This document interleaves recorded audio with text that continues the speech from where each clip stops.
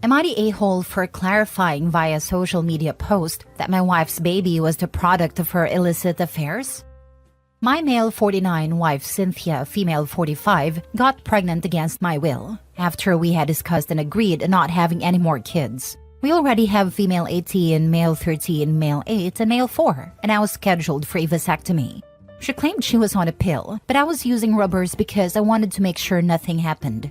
I had my vasectomy, but she was pregnant a few weeks later. She was overjoyed, and I wasn't. I didn't want to be an old dad. She claimed the pills didn't work. I never pushed for her getting surgery because I know it's harder for women, and she said injectable contraceptives hurt her health. I checked all my condoms, and all of them had been pierced. We had a huge argument that ended with her crying. My trust has been destroyed. I assume that nothing she says is true. She also got fired when she was 3 months pregnant. I found it weird that she didn't fight it. Then she said she needed to stay home, which is exactly what I dreaded. She said morning sickness was too bad to go to work. For our entire 18 years of marriage, she has pushed to be a stay-at-home mom. We can't afford it. She gave me the silent treatment for weeks after our second was born when I said she needed to find a job.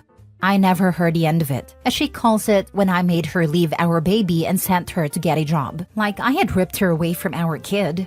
I got suspicious thinking that perhaps she had resigned and was lying. I know it's wrong, but I got into her phone.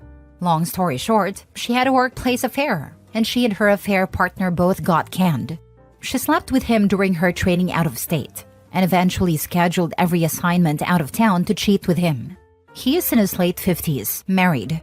She also slept with my cousin's son, Nelson, male 29, and he's a drug addict. I saw and heard messages between them. He would come to my house when I was out. I've asked the neighbor and they confirmed.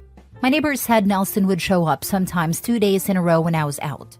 I checked my schedule and it could have been when I went to Ohio for 3 weeks. I came home on weekends, but everything seemed normal. What's worse is that Nelson calls me uncle. I let him stay over a couple of times. She also used our own kids, our 2 youngest, as leverage, promising that he could see them if he didn't pressure her and kept his mouth shut. So she obviously put him in some type of a stepdaddy role. She told him the pregnancy was his baby. I hate him, but I think she manipulated him because he has zero relationship with his parents or his siblings, and he kept texting her about how she was like home to him. I lost it and woke her up. She tried to claim that she was SA'd by both men. Then she said she was pressured into it because they threatened her. I confronted both men. I reached out to her ex-coworker via social media, but he blocked me after a couple of exchanged messages. Nelson did get belligerent, and it could have probably ended in a real fight if I had him in front of me. The paternity test came as negative. I moved out and got a lawyer. I refused to be at the hospital during childbirth. It was stillborn. I was shocked. Even if it wasn't mine, it felt dark and strange. I offered my kids emotional support but didn't allow her to cry on me. I had to get a court order to get DNA test on all our kids. They are mine. A few weeks ago, people on Facebook started asking questions and attempting to call me out for not posting anything about the baby. I think she might have told someone that I wasn't present at childbirth because a couple of people came at me. We are getting a divorce, and I'm very angry that she's still trying to milk it. I told each person the truth separately, but eventually got fed up with looking like the bad guy and wrote a post saying thank you to everyone who has reached out to insult me, but the baby was not my child, as per the paternity test. It had to step away from social media because of it. Her family called me, asking to take it down. They didn't know the full story but said this is not how things get solved. I'm not deleting it, despite being called out for ass-shaming. While I worked my butt off for our family, she was texting her best friend and complaining about how I'm not the shadow of my former self, how I look old and let myself go. Her friend had an angry response, but they are not on speaking terms anymore. Cynthia claimed that her friend ghosted her and she doesn't know why. I'm suing for custody, since she repeatedly took my kids across the state so that Nelson could hang out with them, and left them with her dad before I came home from work so that she could go do work stuff and hook up outside of our marriage. She had been begging me to not ever tell the kids about the paternity test, but they needed to know the truth before she twisted the narrative. Our daughter won't speak to her, and our second child wants to come live with me. I'm sick of crying sporadically because sometimes I'm driving and can't hold it in.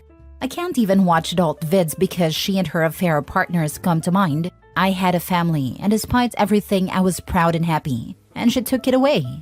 I didn't know she saw me as less. She told her ex-best friend that she loved watching the executives in her job. At least her friend defended me, although we are not close. My lawyer says we should contact her as a character witness. I hate Cynthia, and I told her during her pregnancy when she wanted to initiate sex. She's naturally overweight, and I loved her as such, but I hated the knocked up by the affair partner version of her. I told her she looked grotesque, like Jabba the Hutt. Her lawyer is pushing for family counseling. I would only agree to civil co-parenting, but nothing oriented at couples reconciliation BS. She calls it a mistake, but to me, she bred via infidelity and created an entire human being, and I will never forget that. Am I the a-hole for refusing to take my post down? Am I the a-hole for refusing to show compassion? All I want is to get out of her life, and I feel like she's trying to keep me from moving on. Sorry if I don't make too much sense, but my mind is still foggy.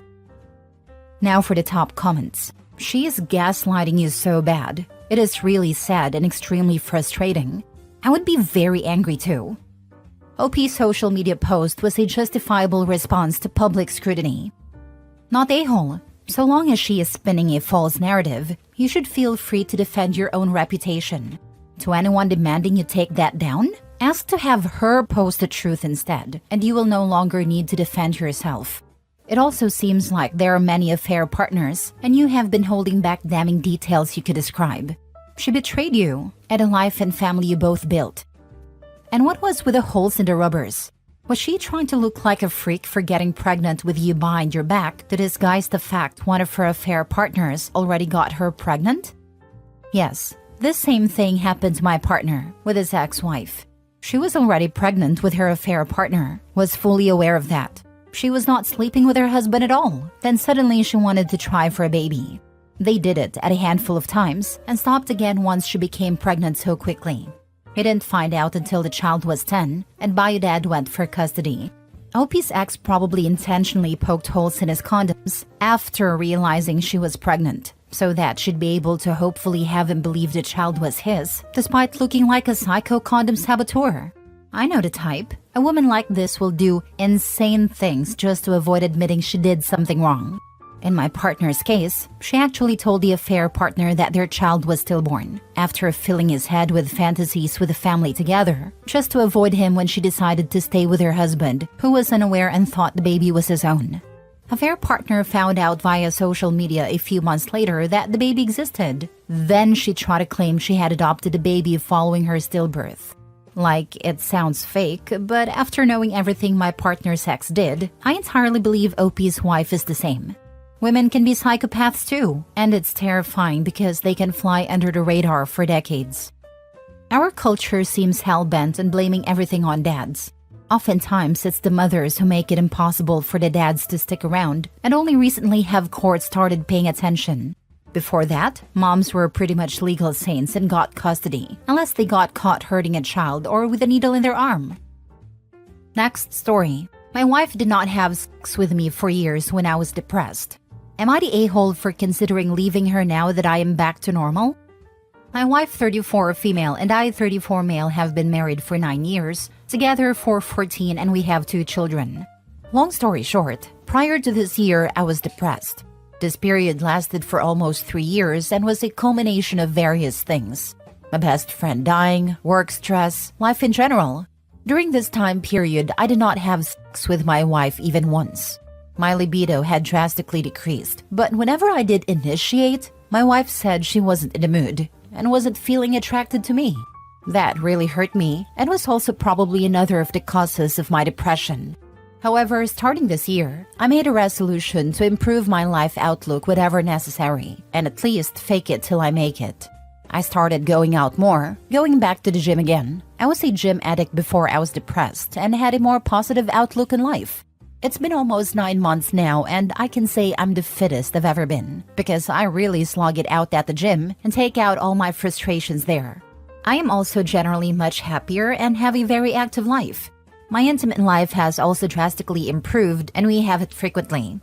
However, that is the only thing that really bothers me. While act itself is great, I don't feel any emotion or love for my wife.